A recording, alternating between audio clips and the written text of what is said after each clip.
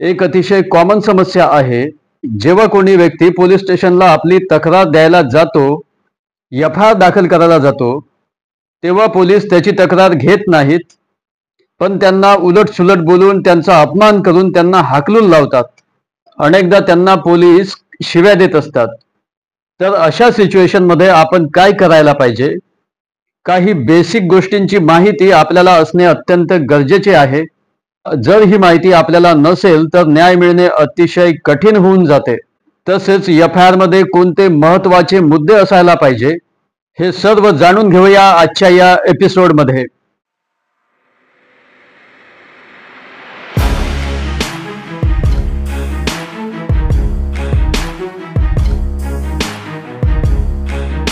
नमस्कार, मी advocate Rakesh Sontakke, justice for all मध्ये तुम्हा सर्वांचं स्वागत आहे. जेव्हा तुम्ही पोलीस स्टेशनला जाता रिपोर्ट देण्याकरिता, तेथे अनेकांना निराशा येते, कारण ते पोलीस तुमची रिपोर्ट घेण्यासच तयार नसतात. या व्यतिरिक्त जर तुमची तक्रार कॉग्निजेबल ऑफेन्सची असेल तर पोलीस ऑफिसर तुमची एफ-आय-आर रजिस्टर्ड करण्यास बाउंड आहेत. त्यांची ती ड्युटी आहे. तुमची एफ-आय-आर दाखल करून घेणे मॅन्डेटरी आहे त्यांच्यावरती. नवीन कायद्यामध्ये 173 BNSS प्रमाणे या सेक्शनमध्ये स्पष्ट सांगितलेले आहे की कोणताही व्यक्ती कॉग्निजेबल ऑफेन्सची माहिती देत असेल, सूचना देत असेल, तर एफ-आय-आर दाखल करावीच लागेल. या दखलपात्र अपराधाची माहिती तोंडी देवो की लेखी देवो, ती पोलिसांनी नोंद करून घ्यायलाच पाहिजे. त्यानंतर ती माहिती वाचून दाखवली पाहिजे. त्यानंतर त्यावरती माहिती देणाऱ्याची, सूचना देणाऱ्याची सही घेतली पाहिजे व त्या तक्रारदाराला त्या एफ-आय-आरची कॉपी फ्री ऑफ कॉस्ट द्यायला पाहिजे. आणि या सर्व प्रक्रियेकरता पोलीस लिगली बाउंड आहेत. कायद्याप्रमाणे कॉग्निजेबल ऑफेन्सची नोंद करणे पोलिसांचे कर्तव्य आहे, त्यांची ड्युटी आहे. तुमच्या या तक्रारीचा आधीच खरेपणा किंवा खोटेपणा ठरवण्याचा पोलिसांना अजिबात अधिकार नाही. याशिवाय एखादा अपराध आपल्या पोलीस स्टेशनच्या हद्दीमध्ये घडला नसेल म्हणून त्यांना ती तक्रार नोंद करून घेण्यास नकार देता येणार नाही. तर त्या तक्रारीची नोंद करून संबंधित पोलीस स्टेशनकडे ती फॉरवर्ड करायला पाहिजे, असे सुप्रीम कोर्टाचे सुद्धा म्हणणे आहे. एखाद्या अपराधाची माहिती त्यांना फोनवरून जरी कळवण्यात आली असेल आणि ती माहिती जर कॉग्निजेबल ऑफेन्समध्ये मोडत असेल तर त्याची सुद्धा त्यांनी नोंद करून घ्यायला पाहिजे. पोलीस याकरिता बाउंड आहेत. त्या एफ-आय-आर मध्ये कोणी केला, कोठे केला, का केला आणि कसा केला, कोणते साक्षीदार आहेत, या 5-6 प्रश्नांची उकल होणे महत्वाचे असते. कारण यानुसारच ते पोलीस पुरावा गोळा करत असतात. भारतीय साक्ष अधिनियम 74(1) प्रमाणे एफ-आय-आर हे एक पब्लिक डॉक्युमेंट आहे आणि त्यामुळे त्याची सर्टिफाईड कॉपी काढण्याचा अधिकार नागरिकांना आहे आणि त्यामुळे त्याची कॉपी आरोपीला सुद्धा देण्यात आली पाहिजे. परंतु जर ती कॉपी देण्यास नाकारली तर कॉन्स्टिट्यूशनच्या आर्टिकल 21 चे उल्लंघन होते. कोणत्याही अपराधाची माहिती कोणताही व्यक्ती पोलीस स्टेशनला जाऊन देऊ शकतो. तक्रार देणारी व्यक्ती ही अमुकच असली पाहिजे किंवा ज्या व्यक्तीसोबत गुन्हा घडतो तीच व्यक्ती असली पाहिजे असे अजिबात नाही. असे कोणतेही बंधन नाही. इतकेच नव्हे तर तक्रार आरोपी सुद्धा देऊ शकतो. कारण बऱ्याच अपराधांमध्ये आरोपी स्वतःला पश्चाताप होऊन पोलीस स्टेशनला सरेंडर होतात, तेव्हा त्या अपराधामध्ये ते आरोपी स्वतः तक्रारदार होत असतात. त्यांचीच त्या एफ-आय-आर वरती सही घेण्यात येते. परंतु संपूर्ण तपास झाल्यानंतर पोलीसच या केसमध्ये फिर्यादी होत असतात. या व्यतिरिक्त अनेकदा तुम्हाला पोलीस स्टेशनला तक्रार देण्याकरिता उशीर होत असतो. म्हणजे गुन्हा घडल्यापासून पोलीस स्टेशनला तक्रार देण्याकरिता जाण्याकरिता तुम्हाला जो कालावधी लागतो, जी वेळ गेलेली असते, त्याचे कारण तुम्ही एफ-आय-आर करताना पोलिसांना सांगितले पाहिजे. मग कोणी आजारी पडत असेल, कोणी म्हातारा व्यक्ती असतो, कोणी अडाणी व्यक्ती असतो किंवा आणखी कोणतंही कारण असू शकतं, त्याच्या उशिराकरिता एफ-आय-आर दाखल करण्याकरिता, तर ज्या कारणामुळे तक्रार देण्यास उशीर झालेला असेल ते कारण त्या एफ-आय-आर मध्ये यायला पाहिजे. कारण त्यावरच त्या घटनेची सत्यता अवलंबून असते. परंतु पोलीसच जर एफ-आय-आर दाखल करण्यास नकार देत असतील तर सुप्रीम कोर्टाचे एक जजमेंट आहे, ज्यामध्ये सुप्रीम कोर्टाने म्हटले की पोलीस स्टेशनला जर कॉग्निजेबल ऑफेन्सची माहिती मिळाली असेल तर पोलीस ऑफिसरने FIR दाखल करून घ्यायलाच पाहिजे. पोलिसांची ही ड्युटी आहे. आणि जर त्यांची ती ड्युटी करत नसतील तर सेक्शन 198, 199 व सेक्शन 255 BNS प्रमाणे ते गुन्हा करतात. म्हणजे जर पोलीस FIR दाखल करत नसतील कॉग्निझेबल ऑफेन्स असून सुद्धा तर या सेक्शन्स प्रमाणे ते गुन्हेगार आहेत. या व्यतिरिक्त अनेक फिर्यादींना, अनेक तक्रारदारांना असाही अनुभव येत असतो की पोलीस स्टेशनला गेल्यानंतर पोलीस त्या अपराधाची स्वरूप, त्याची गंभीरता कमी करतात आणि त्यामुळे सोबतच जो ऑफेन्स कॉग्निझेबल ऑफेन्स मध्ये आहे त्याचे स्वरूप कमी करून नॉन कॉग्निझेबल मध्ये कन्वर्ट करण्याचं काम पोलीस करत असतात. तेव्हा अशा सिच्युएशन मध्ये ते पोलीस 201 आणि 256 BNS प्रमाणे अपराध करतात, गुन्हा करतात आणि त्यामुळे त्यांच्यावरती कारवाई केली जाऊ शकते. विविध लोकसेवकांना त्यांची काही कर्तव्य पार पाडावी लागतात.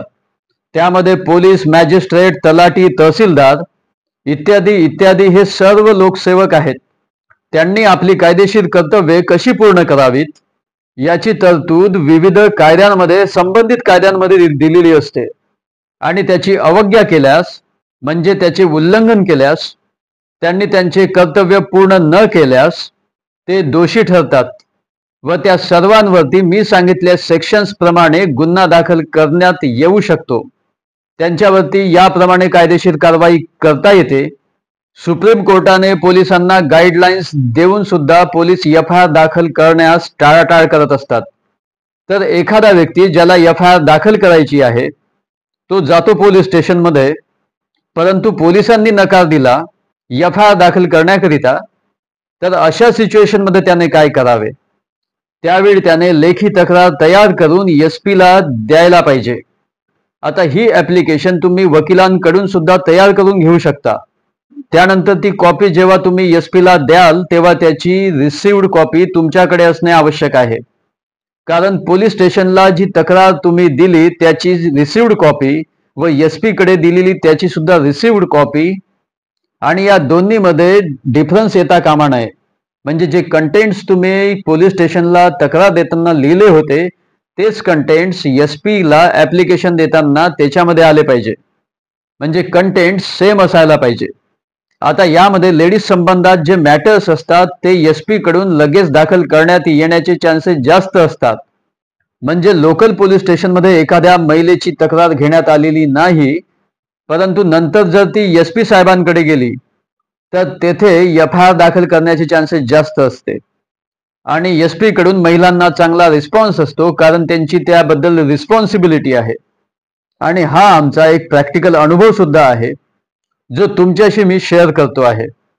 परंतु समजा एखादा व्यक्ती, यामध्ये मग स्त्री पण येते, लोकल पोलीस स्टेशनला गेला, यानंतर SP कडे गेला, तरी सुद्धा FIR दाखल करण्याचे आदेश नाही दिले, तर मग काय करता येईल? तर सुप्रीम कोर्टाने एका प्रकरणामध्ये म्हटले होते की तक्रारदारांना एकदम शेवटल्या स्टेजला जाता येणार नाही, तर त्यांनी एक एक स्टेप फॉलो करत पुढे जायला पाहिजे. म्हणजे पोलीस स्टेशन, त्यानंतर SP आणि त्यानंतर कोर्ट. तेव्हा तुम्ही सुद्धा या स्टेप्स फॉलो करा. आता तिसरी स्टेप आहे कोर्ट. या संबंधात तुम्ही एका वकिलांना भेटा व त्यांना लोकल पोलीस स्टेशनची कॉपी व SP साहेबांकडे जी ॲप्लिकेशन तुम्ही केलेली होती त्याची कॉपी, तसेच तुमच्याकडे जी माहिती आहे ती सर्व वकिलांना द्या, वकिलांना सांगा. परंतु येथे असे अजिबात नाही की तुम्ही तिसऱ्या स्टेजलाच वकिलांना भेटलं पाहिजे. तर तुम्ही जेव्हा लोकल पोलीस स्टेशनला जात असता त्यापूर्वी सुद्धा वकिलांना भेटू शकता व त्यांच्याकडून सुद्धा तुम्ही माहिती घेऊ शकता. त्यामुळे याबद्दलचा चॉईस तुमचा आहे.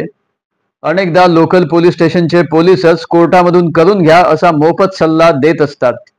म्हणजे ते नॉन कॉग्निझेबल ऑफेन्सची पावती तक्रारदाराला देऊन मोकळं होतात. त्यानंतर तुम्ही वकिलांकडे जाता व वकील तुम्हाला एक ॲप्लिकेशन तयार करून देते व ती ॲप्लिकेशन SP साहेबांना तुम्ही द्यायची असते, किंवा तुम्ही रजिस्टर्ड पोस्टाने सुद्धा SP ला तुम्ही ती कॉपी पोस्टाने पाठवू शकता, किंवा मग तुम्ही फिजिकली सुद्धा त्यांना देऊ शकता. त्यानंतर तुमचे वकील सेक्शन 175 सबसेक्शन 3 BNSS नुसार तुमची प्रायव्हेट कंप्लेंट तयार करतात व त्यानंतर त्या कंप्लेंट केसला आवश्यक ते सर्व डॉक्युमेंट जोडल्यानंतर ती दाखल करण्यात येते। त्यानंतर कोर्ट संबंधित लोकल पोलीस स्टेशनला तुमच्यासोबत घडलेल्या अपराधाबद्दल तपासाकरिता डिरेक्शन्स देते व त्यानंतर तुमची FIR दाखल करण्यात येते। या व्यतिरिक्त एक दुसरी प्रोसेस सुद्धा आहे, काही मॅजिस्ट्रेट ती फॉलो करतात आणि ती प्रोसेस म्हणजे सेक्शन 223 BNSS प्रमाणे तुमचे बयान कोर्ट घेतं किंवा डायरेक्ट FIR रजिस्टर्ड करण्याचे ऑर्डर सुद्धा देऊ शकते। परंतु कोर्टाने जर तुमचे बयान यामध्ये घेतले तर नंतर आरोपीला समन्सवर बोलवण्यात येते किंवा त्याच्यावरती वॉरंट सुद्धा काढण्यात येऊ शकतो। तर तुमचे बयान झाल्यानंतर तुमच्या साक्षीदारांचे बयान होत असतात किंवा लोकल पोलीस स्टेशनला तुमचे मॅटर फॉरवर्ड केल्या जाऊ शकते इन्व्हेस्टिगेशन करिता आणि हे सर्व डिपेंड करते त्या मॅजिस्ट्रेट वरती। तर तुम्ही अशा प्रकारे तुमची FIR दाखल करून घेऊ शकता। तुमची FIR नक्की दाखल केल्या जाईल। तुम्हाला काही विचारायचे असेल तर तुम्ही कॉमेंट बॉक्समध्ये विचारू शकता। तुम्हाला जर हा व्हिडिओ आवडला असेल तर तुमच्या नातेवाईकांना सुद्धा हा व्हिडिओ शेअर करा, मित्रांना सुद्धा शेअर करा आणि लाईक करायला विसरू नका। तेव्हा जस्टिस फॉर ऑल मध्ये आज इतकंच। धन्यवाद।